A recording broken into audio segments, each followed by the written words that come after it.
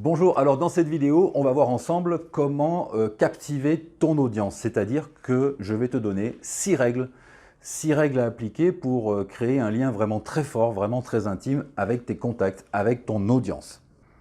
Et avant ça, je te laisse avec quelqu'un qui a un message pour toi.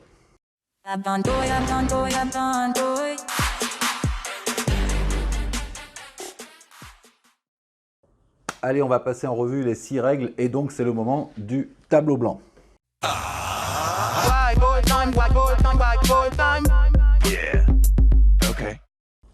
Alors la première règle à appliquer pour captiver ton audience, eh bien c'est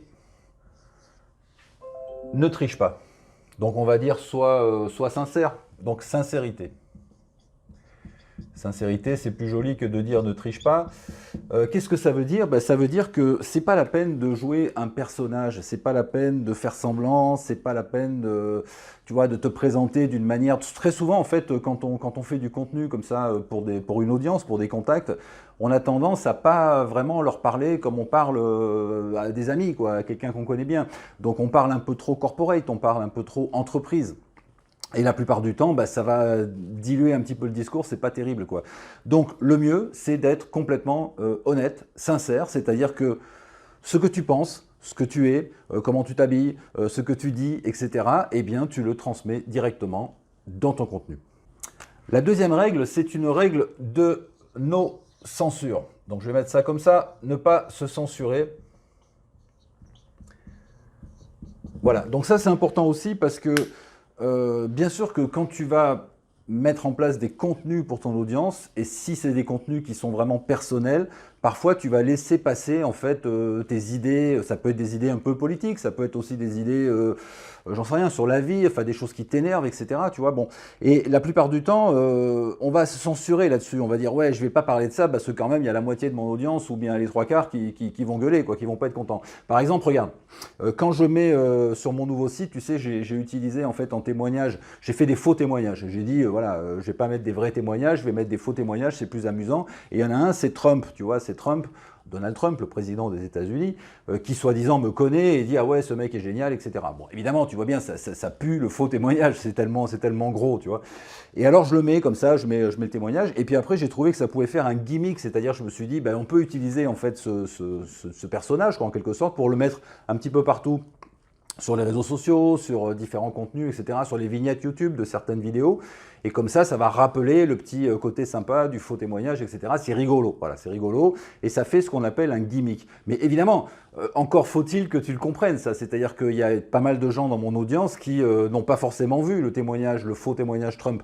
Ils n'ont pas, tu vois, ils n'ont pas fait la relation. Donc, quand tu fais ça, tu vas cliver, c'est-à-dire qu'il y a des gens qui vont dire ouais, l'autre il a mis Trump sur son site et tout, voilà, c'est un facho, c'est un machin, c'est un américain, enfin tu vois, des trucs comme ça.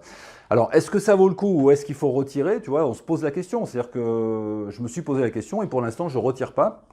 C'est-à-dire que je préfère en fait choquer un peu l'audience, je préfère que ça amène de la discussion jusqu'à ce qu'ils comprennent. C'est-à-dire que de toute façon, quelqu'un qui ne va pas comprendre va finir par rentrer d'une manière ou d'une autre dans le système et comprendre que Trump, c'est pas une passion chez moi, c'est pas une superstar, c'est pas quelqu'un que j'idole, c'est simplement un gimmick. Et ça permet de mettre en place des explications, etc. Donc tu vois, soit tu te censures, tu retires ce qui ne plaît pas, ou bien soit tu continues pour, en quelque sorte, éduquer, entre parenthèses, ton audience. Moi, je te conseille de ne pas te censurer. Alors bien sûr, ne mets pas n'importe quoi. Il ne faut pas aller trop loin non plus dans l'extrémisme, dans un sens ou dans l'autre, tu vois.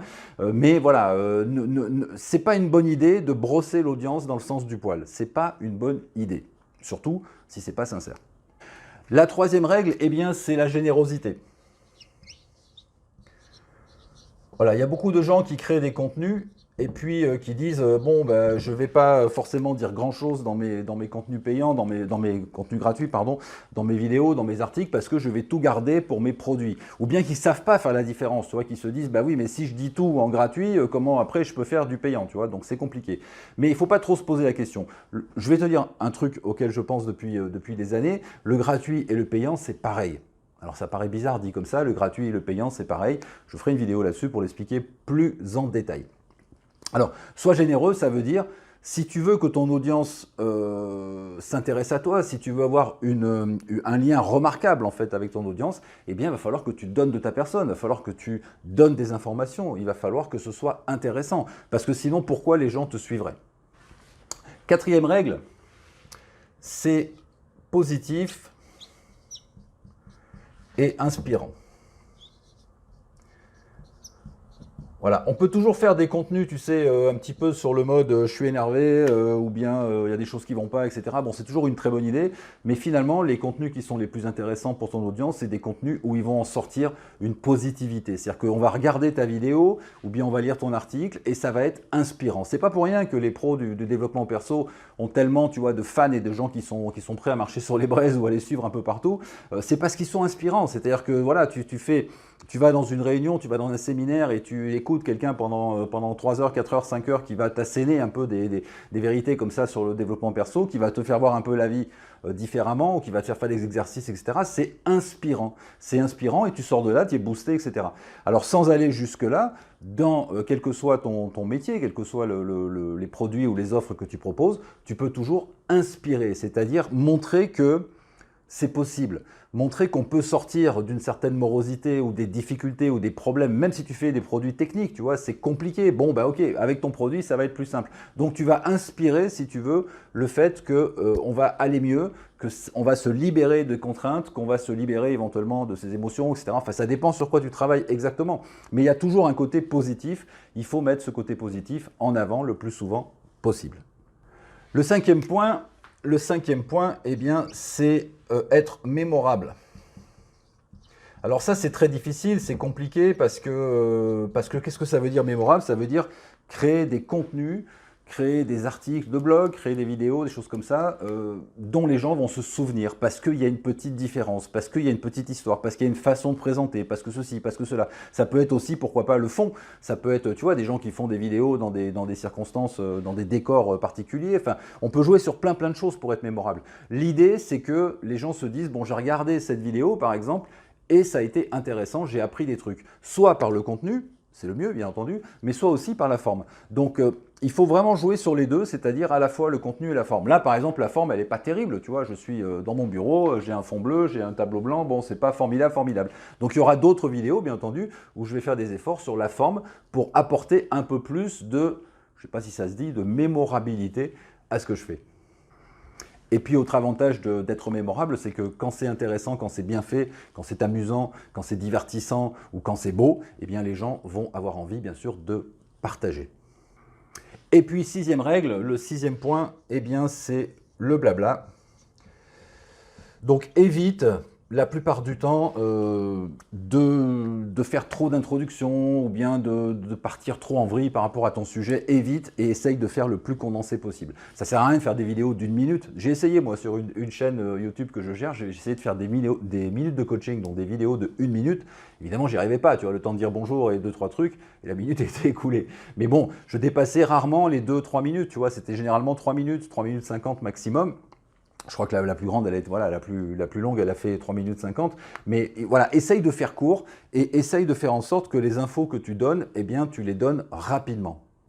Donc ça, c'est très important, bien entendu, sur tes textes aussi, sur tes pages de vente, sur tout, quoi, les webinaires, etc. Tu vois, quand tu regardes un webinaire, tu sais, tu as sûrement suivi des webinaires, et à l'époque, il y a 4-5 ans ou un peu plus même, les webinaires, c'était vraiment une catastrophe, quoi. Il fallait rentrer, il fallait s'inscrire, il fallait attendre, il fallait que le gars dise bonjour à tout le monde. Il y avait, tu vois, 250 personnes, donc salut machin, salut bidule. Ah bah alors où est-ce que vous êtes? Ah, tu es au Québec, ah, tu es ici, ah, toi tu es à Limoges, toi tu es à Paris. Bon voilà, tu vois, ça n'avance pas. Une demi-heure après, ça y est, on rentrait enfin dans soi-disant le cœur du webinaire. Et puis finalement, c'était storytelling, c'était ceci, c'était cela, pose de questions-réponses, machin, bidule. Donc 1 heure, 1h30, 2 heures. Et puis au bout de 2h30, bon, bah ça y est, on avait à peu près notre information. Et puis on apprenait que bah, pour avoir la vraie info, celle qui était importante et le vrai sujet du webinaire, bah, c'était la formation. Et la formation, il fallait l'acheter. Donc en gros, tu t'étais tapé 3 heures de webinaire avec un gars qui raconte des trucs pour ensuite te vendre quelque chose qu'il aurait pu te vendre plus rapidement, tu vois. Ça a complètement cassé le système des webinaires. Donc si aujourd'hui, par exemple, tu veux faire des webinaires, bah, essaye de faire en sorte que tes webinaires soient courts, condensés, ramenés par exemple à 30 ou 45 minutes. Ça suffit, tu vois, 45 minutes de discussion avec des gens, ça suffit quand même pour les convaincre. Surtout si tu as une bonne offre. Bref, voilà, alors on fait un petit résumé comme d'habitude. Donc premièrement, sincérité, sois toi-même. Deuxièmement, ne te censure pas parce que c'est pas bien, ne te censure pas. Troisièmement, apporte des choses, sois généreux avec ton audience. Quatrièmement, essaye de mettre en place la plupart du temps des contenus positifs et inspirants, même si parfois ça vaut le coup de mettre des contenus coup de gueule ou bien un peu sur le mode énervé. Et puis cinquièmement, essaye de faire en sorte d'être mémorable, soit par le fond, soit par la forme, soit par les deux, le plus possible.